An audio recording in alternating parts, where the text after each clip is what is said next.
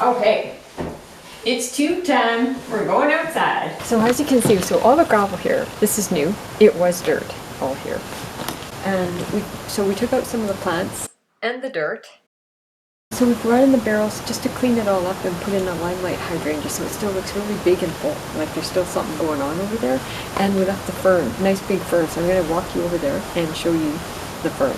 And here is how we've cleaned it up now. We've made the steps just a little bit wider and we took out all the flower beds on the side. It's full of shade, so it's not like very much will grow there. There's a little bit of sun in the early morning right here for this Limelight, and then we have sun at the gate in the evening. So there's a little bit, but not a lot. And we don't have water over here yet, really. It's kind of hard. We have a 100-foot hose. It's a little bit hard to lug that around. Anyways, so this is a little update. Side of the house. Yeah, I'll show you the rest. The little cedars all the way over. So a wall of cedars. And the rest we don't know. We're just gonna wait. So we have our Echinacea, white swan and powwow, little guy in front. This is like a heritage kind. This is an old Echinacea. The Clematis. Francis Rivis. And it's got the little blue nodding bells on it.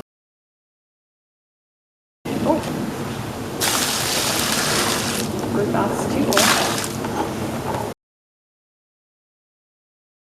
We just put this one in a year and a half ago. So this is our little apple tree, and it's a Blenheim. So this is an old English apple tree. It's growing, it's leaning a little bit, so we might have to spike it up. So we were at the nursery shopping, and we saw all these bees. So the bees love that one. Caryopteris, dark night. So they're perfect for these, and the hummingbirds too. So 2 birds, 1 stone. That's what we're doing. Yeah, so we have 3 of those in behind. So I just wanted to show you the dark night, but I know it's really hard to see because nothing's in bloom right now. So the birds will be eating those seeds, and in front of each lattice we have one. Okay, so transitioning along now, we have white clematis. It's Montana. So they are early spring, late spring, and all season with the white dog rose climber, and bring cedars right up. And we might take also some cedars on this side. So the reason we did the globe thistles and the echinacea, the little forest birds, it entices them in, and they get to eat in the winter some seeds. So that's why we have this and a lot of the echinacea. Anyway, here's the redwood cedar and the Fraser Fir. So all these rocks, every time we plant something, we dig up rocks. We have some clips, some pictures of digging all this up, digging up all everywhere.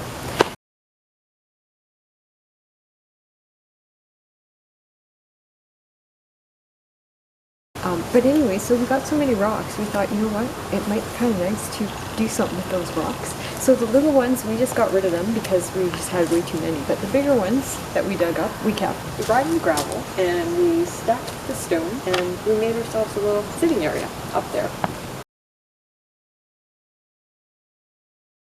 I have a love-hate relationship with roses because they get black spot really bad. So sometimes the leaves look terrible, but the roses are incredibly beautiful. This is a Moonlight in Paris rose.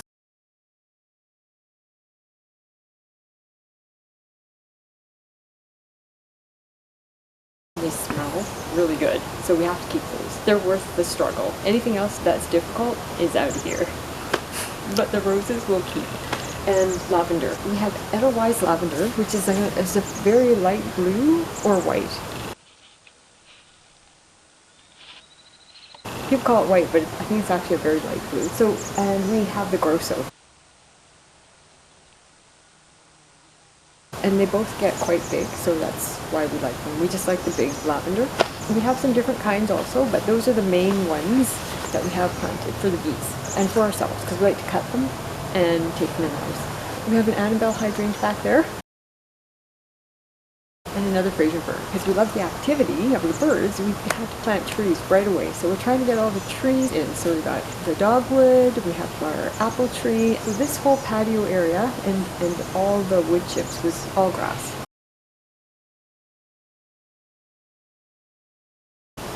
So we took that out, dug most of it out. Some of it we just covered up with cardboard, and then we just put the wood chips on top of that. But every time we plant, of course, we have to dig out all the rocks.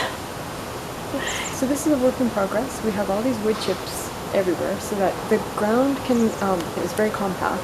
So with the wood chips and the turning of the soil and digging out some of the rocks, we're going to get the soil back to how it should be with all the leaf mulch. We're going to leave all that, and we're going to get that soil back up to speed.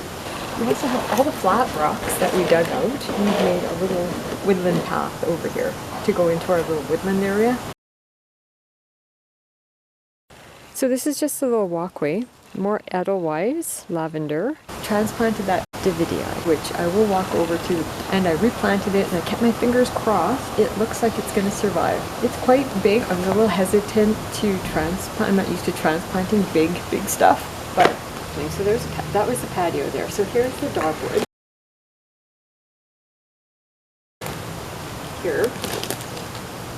Here, another bird bath. Way too much water in it. A plum tree that we found behind the shed that was here, and it was just a little twig, but we left it. Salmonberries for the hummingbirds, which they love. So then we're going to move over here to our vine maple, but it's a nice little maple. It's similar to a Japanese maple. So the vine maple and the Eddie White Wonder they're more native to this area, so the little birds really love them. Anyway. So this Viburnum Davidii is an evergreen that I transplanted. You can see it's going to blossom still. We have California lilacs also, right here, and old-fashioned lilac right here. So these are the Victoria California lilacs, Ceanothus. Then we have Bartlett Pear trees here. Lilacs. The mysterious rhododendron that we don't know, but it smells really good, so we have to keep this one. Anything that smells good or is beautiful or is good for the wildlife, that's what we keep. Anything else? Just kidding. This is a miscellaneous. We have Russian sage, phlox, and more echinacea. So the echinacea and the phlox is pink.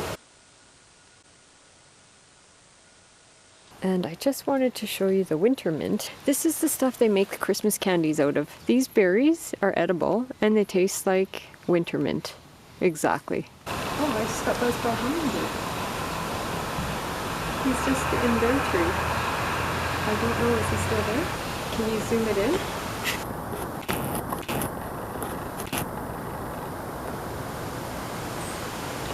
I got him. Is he still sitting there? Just keep filming him for a minute.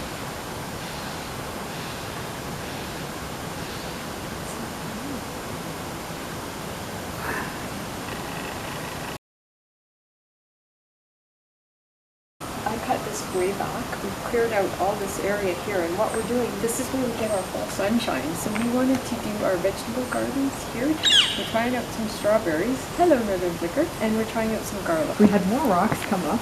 Anyway. So we're just working on this area here. This is a work in progress here. We have strawberry patch here and garlic here. What we've used here is the 2x12 cedars to build up and to keep it nice and tidy looking, nice and clean. And here's our little garlic. So it's the end of December and it's coming up already. Yeah. And again, the 2x12 cedar. Right down here, it's quite sloped, so we're kind of making it level and putting in a little step up. So that's our little vegetable area. This is where we have our little gold flame honeysuckle for the hummingbird that you just saw buzz me. And we have a star jasmine back there. It's an evergreen, so we'll let that eventually grow up there too.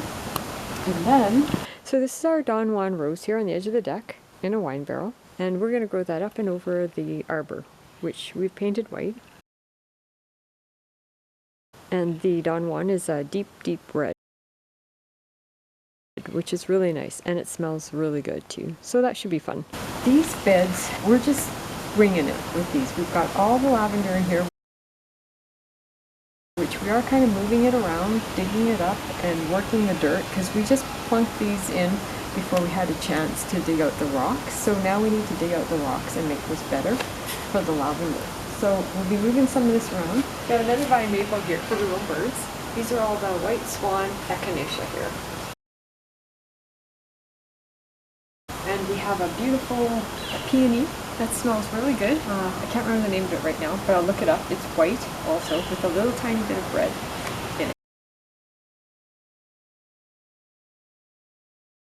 and it smells really good. This is another rock that we dug out. This one was really big, and I couldn't do it alone. So I actually had to get my helper here to help me with this one.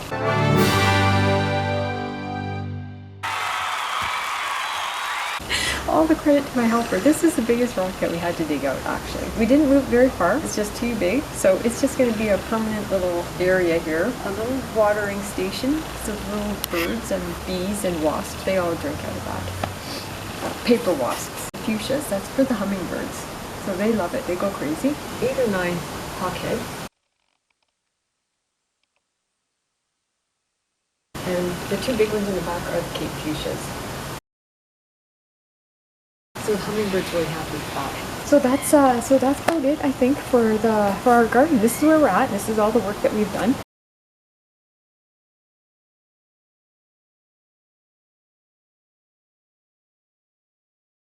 And most of it was like digging anyhow, so these plants are all quite new and they're just small. So by the time they start growing, you'll be able to get a better idea of what it's all going to look like, hopefully. So that's where we're at. If it smells good, it gets to stay. And if it looks beautiful, it can stay. And if it's not, or it's a pain in the... it's out. Catch you on the next one. We're going to get some coffees, some hot chocolate and coffee, and we're going to warm up. Hey, we might even put some special coffee on there. Isn't that I have like... okay. We're trying to entice some of the...